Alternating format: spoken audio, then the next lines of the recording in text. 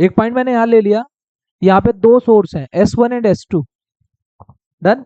मान लीजिए एक इस रास्ते से कोई वेव आई, यहाँ पहुंची, और ऐसे ही इस रास्ते से कोई दूसरी वेव आई और यहाँ पहुंची। अगर मैं यहाँ वाले की इक्वेशन लिखूं तो आपको एसएचएम की इक्वेशन याद है? हम क्या लिखते थे? y इक्वल्स टू, जैसे मान लीजिए y1 equals to a sine omega T plus K X, और आपको पता है ये जो के एक्स होता है, अगर मैं इस x को फिक्स कर देता हूं तो ये एसएचएम बन जाता है ना?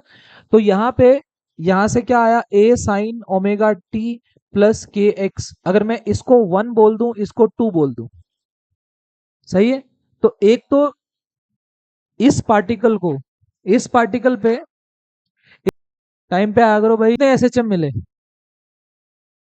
इस पॉइंट को कितने एसएचएम मिले? दो। इस पॉइंट को, इस पार्टिकल को, आवाज नहीं, इस पार्टिकल को दो एसएचएम मिले। तो इसका मतलब, क्या लिख रहा हूं, हिंदी इंग्लिश सब मिक्स, ठीक है? ये क्या है? y2, ये क्या है? y1। क्या होती है ये? डिस्प्लेसमेंट। इसका मतलब ये जब वेव आएगी, ये इस पार्टिकल को इसकी मीन पोजीशन से y1 डिस्प्लेस कर देगी, और ये वेव इसको y2 कर देगी। अगर मैं इसकी नेट डिस्प्लेसमेंट देखूं, किन की वजह से? इन दोनों एसएचएम की वजह से, कितना आएगा? y net equals to y1 plus y2। बात समझ में आई? तो y1 प्लस y2 लिखो, कितना आएगा? a साइन, अगर मैं इनका एम्पलीट्यूड भी अलग ले लूं, एम्पलीट्यूड भी क्या ले सकता हूं? अलग। तो a1 sine omega T plus K x one, और ये क्या है? a2 sine omega T plus K x to. ये बात इतनी समझ में आती है कि नहीं? सही है। अब मैं ये टॉपिक आपको इस वेव में क्यों करा रहा हूं? जो ये इक्वेशन मैंने बनाई, ऐसी ऐसी इक्वेशन वेव की भी होती है। आपने देखा ईएम वेव में मैंने इलेक्ट्रिक फील्ड की ऐसे ही बनाई थी। मैंने आपको कहा था अगर y equals to A sine omega T plus K X है, तो ये वेव कौन सी डायरेक्शन में जा रही है? माइनस एक्स में। ये लिखवाया हुआ है तुम्हारे ईएम वेव्स में, कराया था मैंने एनसीईआरटी का question. Omega T plus K x, ये क्या है? ये प्लस के एक्स है, तो ये माइनस एक्स में जा रही है।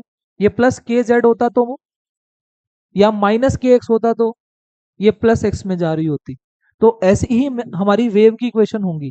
अब मेरी दो, एक ही सोर्स से दो स्लिट पे जाएंगी, और वहां से दो वेव आएंगी, आपस में इंटरफेयर करेंगी। तो इसका मतलब दो वेव ऐसे जुड़ेंगी नहीं। तो ये बिल्कुल सिमिलर टॉपिक है। तो डायग्राम बना के कुछ पॉइंट्स लिखे जो मैं लिखवा रहा हूं।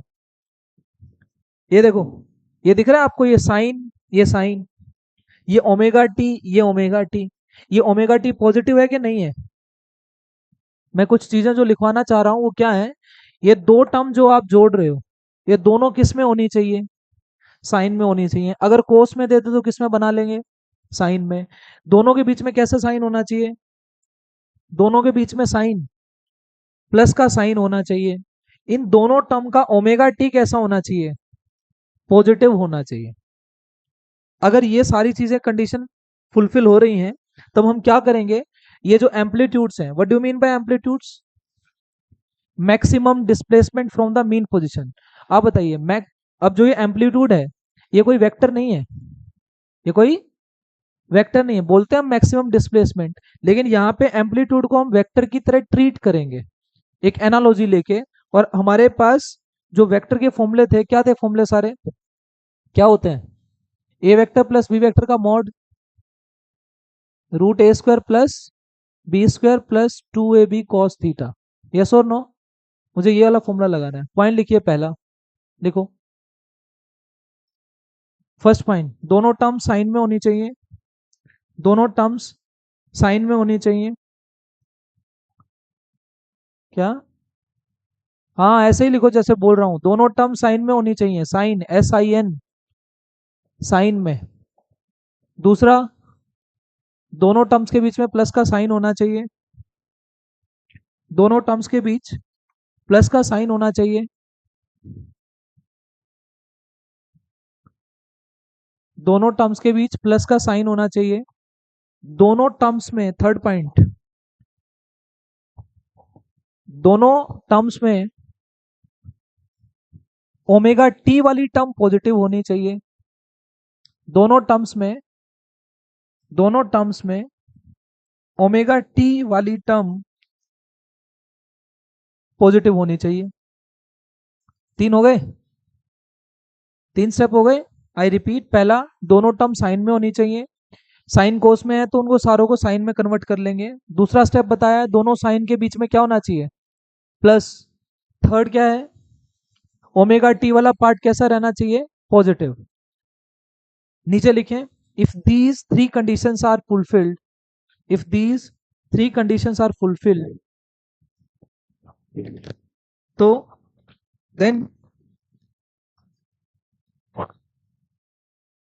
A1 एंड A2 को, देन A1 एंड A2 को वेक्टर ट्रीट करो। A1 एंड A2 को वेक्टर ट्रीट करो और उन दोनों के बीच एंगल,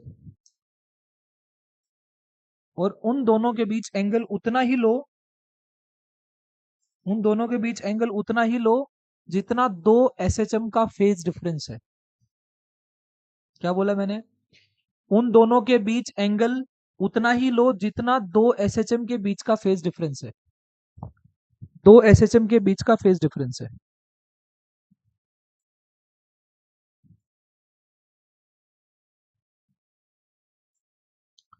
समझ में आया का?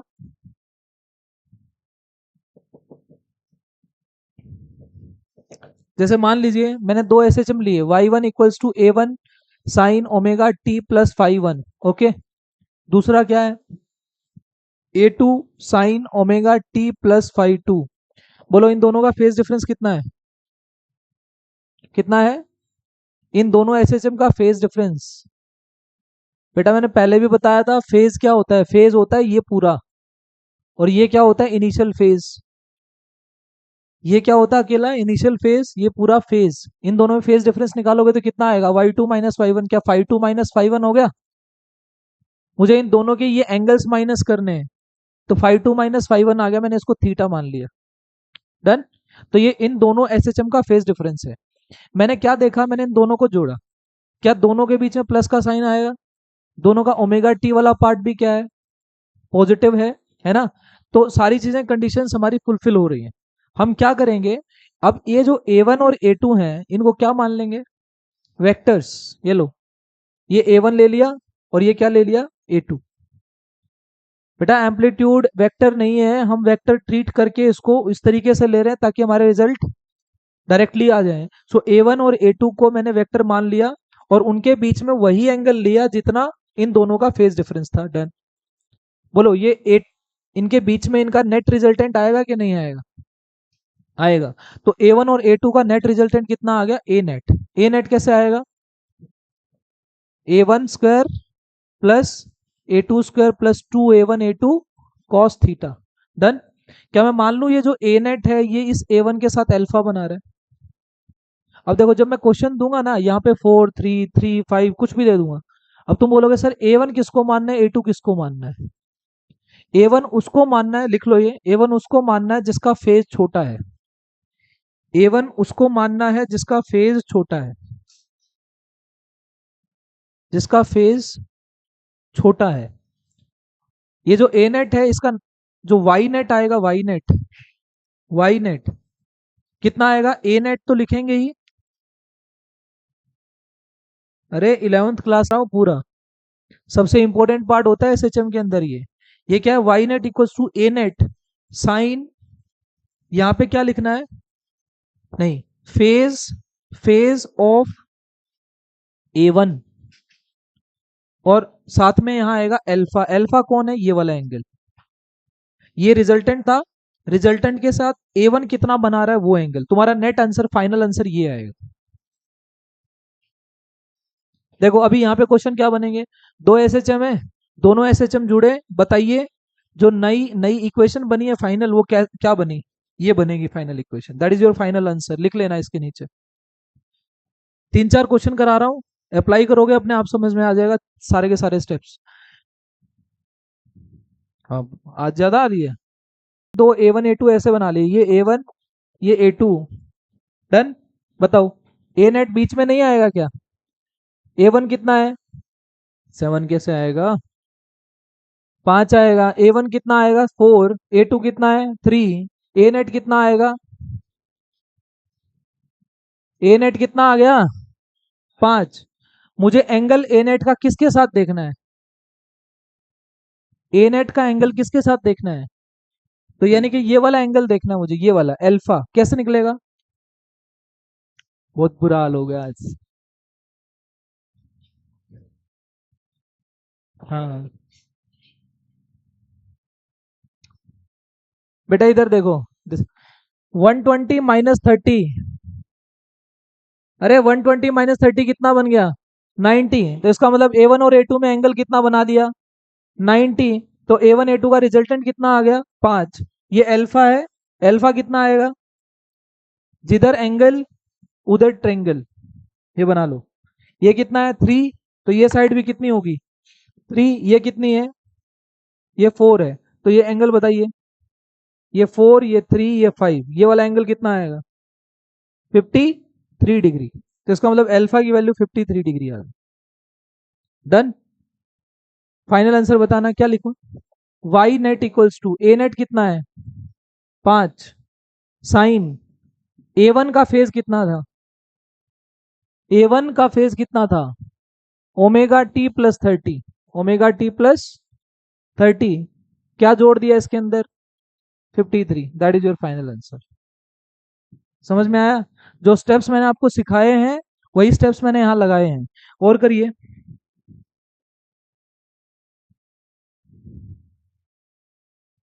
ये 37 हो गया। क्वेश्चन नंबर 2 करो भाई। देख, ये दो SHM हमने ऐड किए। इधर सुन लो जिसको समझ में नहीं आया।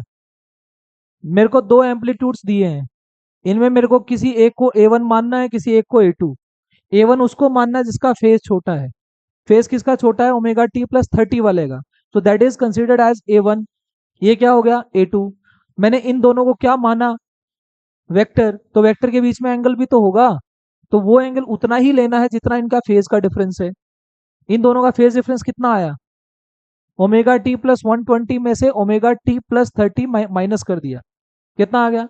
90 डिग्री। तो दैट मीन्स 90 डिग्री इन दोनों के बीच में है। तो इन दोनों का रिजल्टेंट कितना आ गया? 3 और 4 का 5। ए नेट का एंगल किसके साथ देखना है? A1, और इस इक्वेशन में पुट करना है।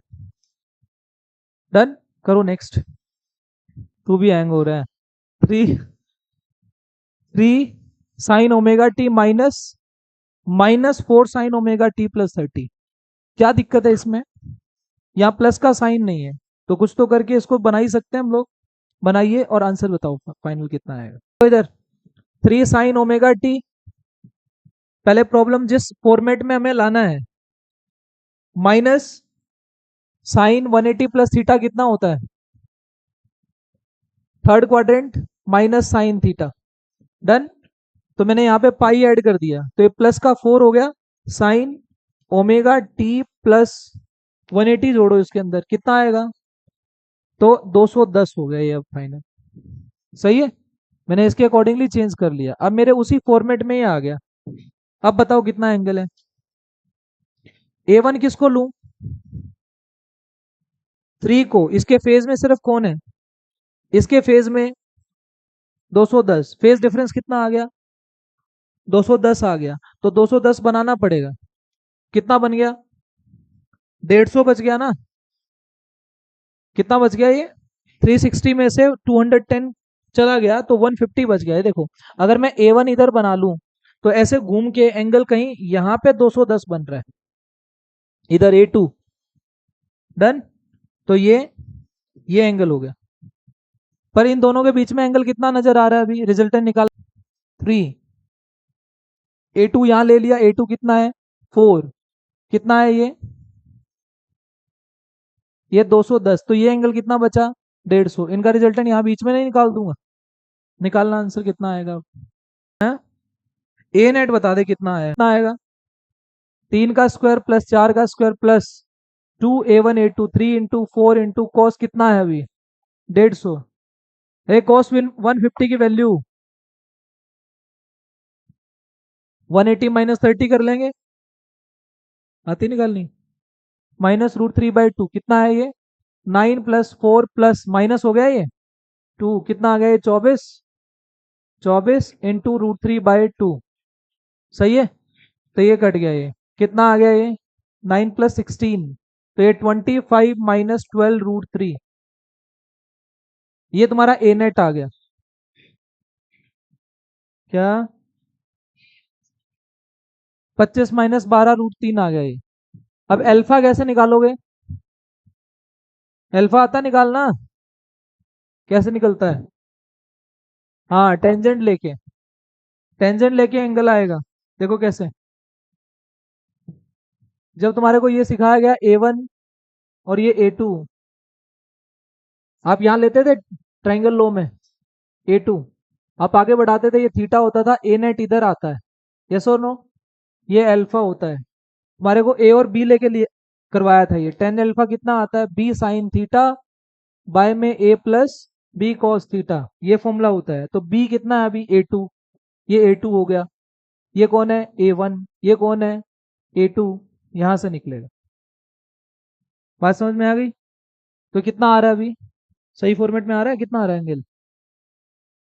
इनवर्स में आएगा, कोई बात नहीं। तो वो आप कितना भर देंगे, ये देखो सोल्व ही कर लो। A2 कितना है बेटे? A2 कितना है यहाँ पे? 4। साइन कितना एंगल था इन दोनों के बीच में? साइन 150। कौन सा क्वाड्रेंट है ये साइन का? 180 से छोटा, सेकंड। तो साइन पॉजिटिव होता है, उतनी ही वैल्यू होती है जितनी 30 की होती है। तो साइन 30 कितना होता है? 1/2। आगे देखो, ए कितना है? 3। A1, बी कितना है? 4। कॉस कितना है? कॉस 150, सही है। कॉस 150 की वैल्यू -√3/2, तो कितना आ गया ऊपर? ऊपर 2 आ गया, नीचे 3 माइनस 2√3 आ गए, ये वैल्यू आ गई। अब मेरे पास टेन अल्फा ऐसा आ रहा है। अरे आवाज नहीं, क्या बात कर रही है? अल्फा कितना आ गया? Tan inverse 2/3 -2√3। बोलो वाई नेट कितना आएगा? वाई नेट क्या होता है? ए नेट कितना आया? 25 माइनस 12√3, कितना? साइन A1 का फेज छोटा कौन था? 3 वाला, कितना था? 3 साइन ओमेगा टी, तो सिर्फ ओमेगा टी था, साथ में अल्फा जोड़ दिया, प्लस टेन इनवर्स 2/3 -2√3। समझ में आया? A1 का फेज प्लस अल्फा, और ए नेट ये रहा, ओमेगा टी था अभी इस वाले सवाल में। हाँ, मेरे पास आंसर नहीं है। एक और करो जल्दी। वो किधर लिया था? उल्टा लिया था, यहां से यहां। ओए, क्या ये क्या है? यहाँ पे ये थीटा मैंने एंगल इधर लिया, ठीक है, उल्टा ले रहा हूं, तो यहाँ पे माइनस आ जाएगा। ठीक है, जहाँ पे प्लस अल्फा होता था, यहाँ पे क्या आ जाएगा? Minus alpha. एक और क्वेश्चन करके दिखा दो, लास्ट करो। 4 sign omega T plus 30, seat पे आके चेक करूंगा मैं ये question. 4 sign omega T plus 30, 3 sign omega T plus 120, ये लो सिंपल दिया है, करो सोल्व फटाफट। Sign omega T plus 30 minus, ये क्या आ गया? ओमेगा टी -60 के अंदर, इसके अंदर रहता है अभी टाइम, प्लस 180, कितना आएगा ये क्या हो गया? तो 3 साइन 180 -60 ओमेगा टी प्लस 120, ये सेम क्वेश्चन ही तो है। आ गया समझ? ये एक ही स्टेप था, ये सिर्फ ये देख रहा था 180 ऐड करना सीख गए कि नहीं सीखे, पर नहीं सीखे, अभी भी नहीं आया होगा।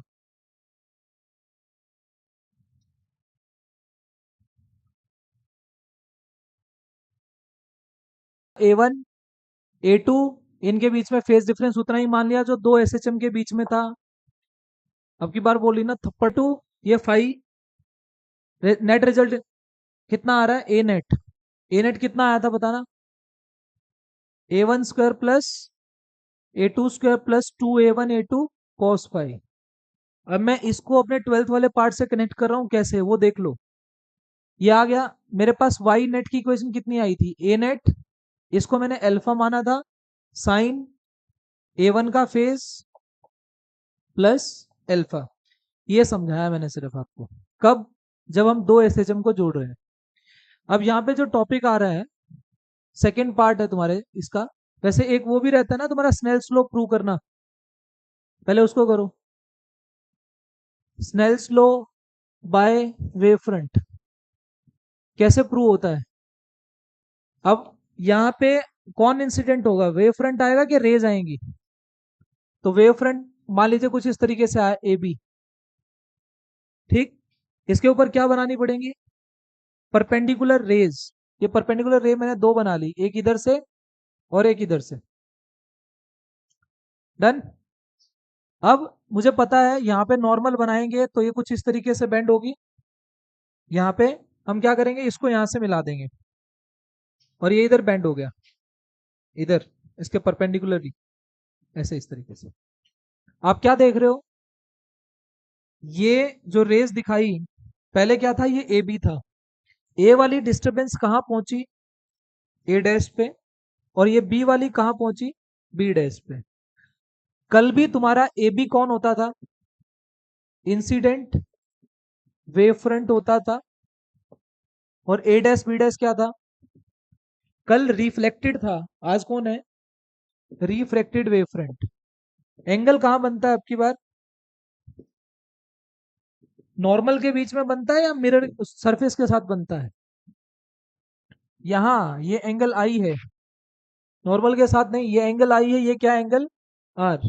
डन। ये एंगल कितना है, 90 डिग्री। रेस कैसे आ रही है, अगर मेरे पास कोई इस चैप्टर को लेके यूं आ गया ना कि सर इसको रिवाइज करवा दो, दोबारा करवा दो, मैं कर आर, क्या तुम इस पॉइंट पे, ये लाइट किस मीडियम से आई, म्यू 1 से, ये क्या, म्यू 2। इसमें कितनी स्पीड होगी लाइट की, v1। कल वाले एग्जाम्पल मैंने स्पीड कितनी ली थी, c। मैं लिख रहा था c इंटू टी, सी इंटू टी, सी इंटू टी, सेम आया था। अभी आज मेरे पास दो मीडियम है, मीडियम नंबर 1 में स्पीड कितनी है लाइट की, और इसमें कितनी है, v2। इसका मतलब देखो, ये जो मेरा इंसिडेंट वेव फ्रंट है, इसके ऊपर लाई करने वाली हर डिस्टरबेंस इस रिफ्रैक्टेड वाले वेव फ्रंट के ऊपर एक साथ पहुंचनी चाहिए कि नहीं पहुंचनी चाहिए। यहाँ वाली डिस्टरबेंस यहाँ पहुंच गई, उतने ही टाइम में ये वाली डिस्टरबेंस यहाँ नहीं पहुंचनी चाहिए, तभी तो ये वेव फ्रंट आएगा। तो इसका मतलब क्या मैं यहाँ से साइन आई निकालू पहले, बोलो साइन आई कितना आएगा यहाँ पे, परपेंडिकुलर कौन है इसमें, B B dash by A B dash. Done. यहां से साइन आर कितना आएगा, परपेंडिकुलर ये रहा, हाइपोटेन्यूज कौन है, ये, परपेंडिकुलर कौन है, तो साइन आर कितना आ गया, A dash by A B dash. कोई प्रॉब्लम इसमें? क्या ये जो स्नेल्स लॉ प्रूव करते हैं, क्या इसमें कुछ ऐसा नहीं होता, sine I by sine R constant? यही प्रूव करना है ना मेरे को। तो कैसे करूं, देखो इन दोनों को डिवाइड कर दो, sine I by sine R कितना आएगा, B B dash by A B, sorry A A dash. सही है। देखो बी से लेके बी डैश चला, कितनी स्पीड से चला, कितने टाइम में चला, किसी टी टाइम में, टी सेम टाइम में यहां से यहां और यहां से यहां आना है। तो बताइए बी बी डैश क्या लिखूं, v1 इंटू टी, ये कितना आया, कट गया, कितना आ गया ये, sine I by sine R is v1 by v2। Done. क्या होता है ये, वन म्यू, 1 म्यू 2 ऐसे लिखते थे, तो क्या था, म्यू 2 बाय म्यू 1, और यहाँ क्या लिखते थे, v1 बाय v2, ये होता था फॉर्मूला। तो इस v1 बाय v2 को क्या लिख सकता हूँ मैं, 1 म्यू 2 नहीं लिख सकता, क्या होता है ये, कांस्टेंट। तो sine I by sine R किसके बराबर आ गया, किसके बराबर आया, कांस्टेंट के बराबर। कल मैंने आपको रिफ्लेक्शन सिखाया था, कौन से रूल लगाए थे, कॉन्ग्रुएंसी वाले। दो ट्रायंगल को कॉन्ग्रुएंट प्रूव किया था और फिर बोल दिया था एंगल आई एंगल आर के बराबर।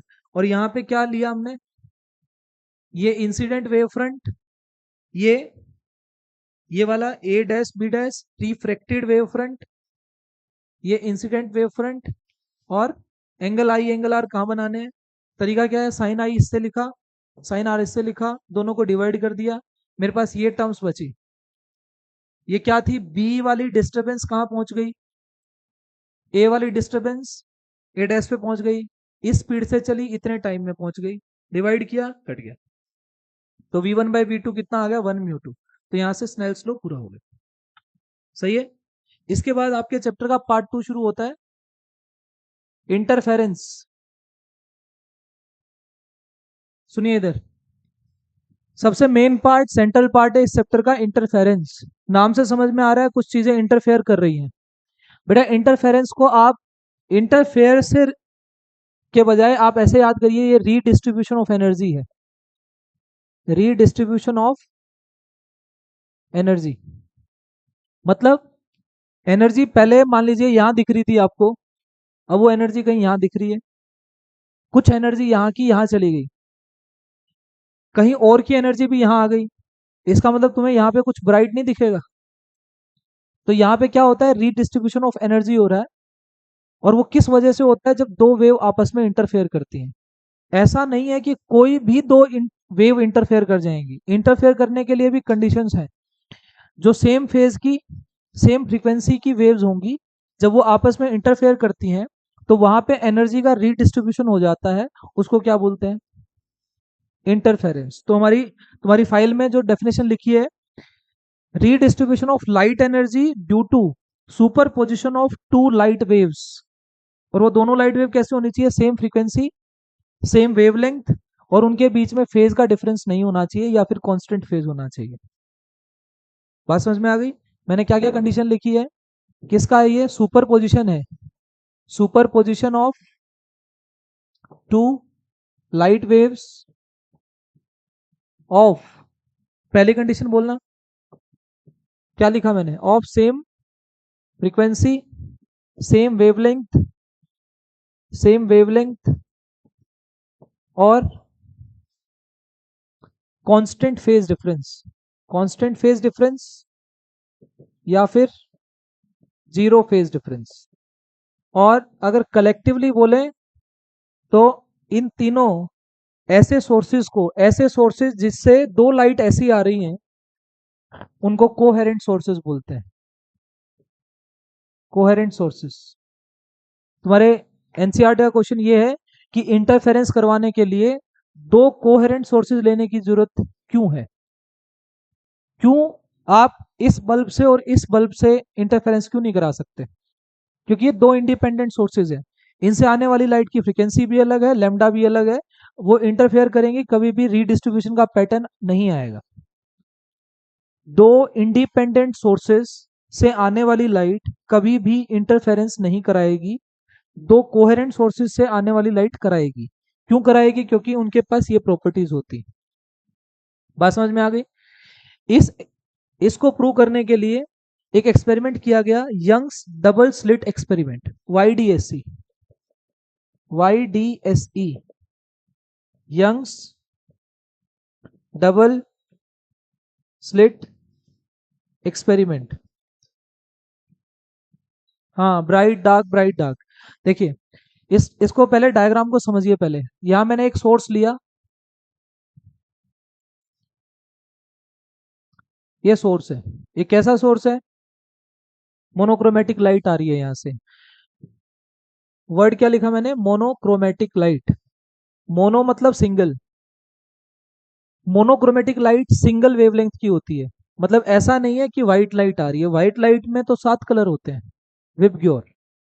यहाँ पे अगर रेड आ रही है तो रेड आ रही है, ग्रीन आ रही है तो ग्रीन आ रही है। तो मोनोक्रोमेटिक का मतलब है सिंगल वेवलेंथ की लाइट आ रही है, सिंगल वेवलेंथ की लाइट आ रही है। हमने क्या किया, इसका नाम डबल स्लिट क्यों पड़ा।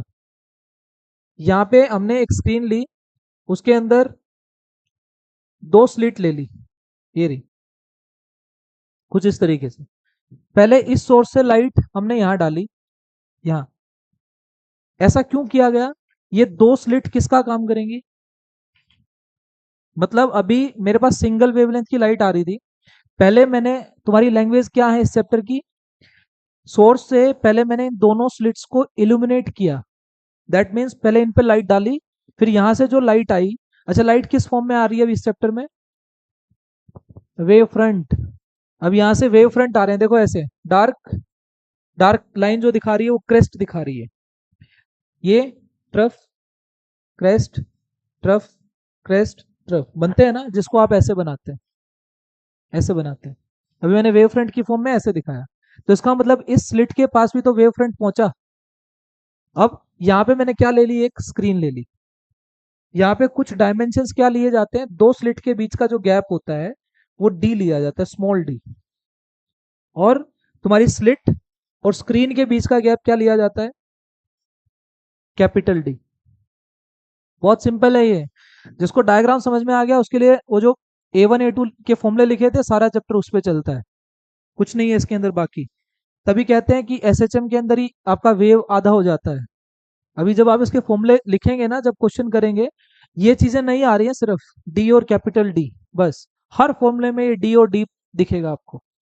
दो स्लिट्स के बीच का गैप, स्लिट और स्क्रीन के बीच का गैप। बताइए यहाँ इन स्लिट्स के ऊपर क्या आई, लाइट आई, किस फॉर्म में आई, वेव फ्रंट की फॉर्म में आई। तो यहां से भी तो वेव फ्रंट निकलेगा। तो हम क्या करेंगे, यहाँ पे वेव फ्रंट बना लेंगे। क्या करो, इन दोनों स्लिट के बीच का एक सेंटर लाइन बनाओ। बनाया मैंने यहाँ पे पहला वेव फ्रंट कुछ इस तरीके से बनाया, इसका वेव फ्रंट पहले इस तरीके से बनाया। सही है, बनाने का तरीका देख लीजिए। इस वाले पॉइंट से शुरू कर दो, इसको सेंटर में बनाना थोड़ा सा, ये वाला पॉइंट यहां से शुरू करो, फिर दूसरा और फिर ये तीसरा। 1 2 3। ये डायग्राम जैसे बनने चाहिए ना वैसे बन के आएंगे नहीं, अगर आप ऐसे नहीं बनाएंगे तो। ये गोले गोले तो कोई भी बना देगा। मुझे क्या करना है, मुझे क्रेस्ट ट्रफ। देखो अभी यहाँ पे दो चीजें होने वाली हैं, या तो दो वेव्स आई मेरे पास क्रेस्ट ट्रफ की फॉर्म में, या तो दोनों वेव्स का क्रेस्ट क्रेस्ट इंटरफेयर करेगा, या फिर क्रेस्ट के ऊपर कौन आएगा, ट्रफ। अब सोचो, अगर किसी ऐसी वेव के ऊपर जहां से क्रेस्ट आ रहा है वहां पे दूसरी वेव का ट्रफ आ जाए, तो एम्पलीट्यूड घटेगा बढ़ेगा, ऑब्वियसली घटेगा।